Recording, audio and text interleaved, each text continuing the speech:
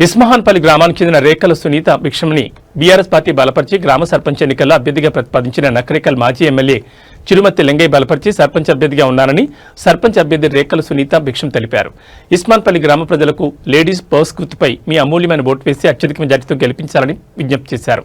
నేను తెలంగాణ ఉద్యమంలో ఎంతో చురుకైన పాత్ర వహించి ఉద్యమాలు చేసిన ఊరి కోసం ఎంతో మంచి పనులు చేస్తానని, నిరుపేదలకు అండగా ఉంటానని, ప్రతి సమస్య తన దృష్టికి వచ్చినా కూడా నెరవేరుస్తానని, సర్పంచ్ అభ్యర్థిగా గెలిపిస్తే ఊరికి రోడ్లు, డ్రైనేజ్, పారిశుద్ధ్యం, వీధి దీపాలు, ఆరోగ్యం, విద్యా రంగాలపై దృష్టి పెట్టి ఊరికి కావాల్సిన ప్రతి విషయంలో తాను ముందుండి అభివృద్ధి కార్యక్రమాల్లో పాలుపంచుకుంటానని తెలిపారు.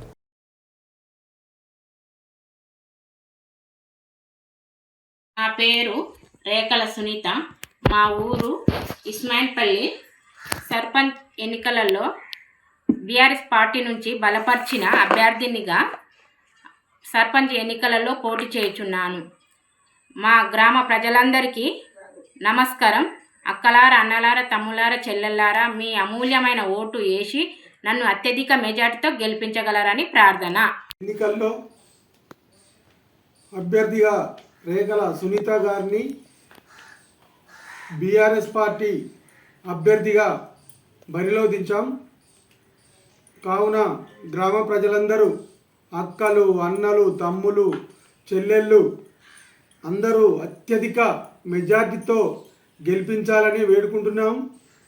అదేవిధంగా మన గ్రామ పంచాయతీని అన్ని విధాల అభివృద్ధి చేస్తామని ప్రతి వ్యక్తికి మాట ఇస్తున్నాం.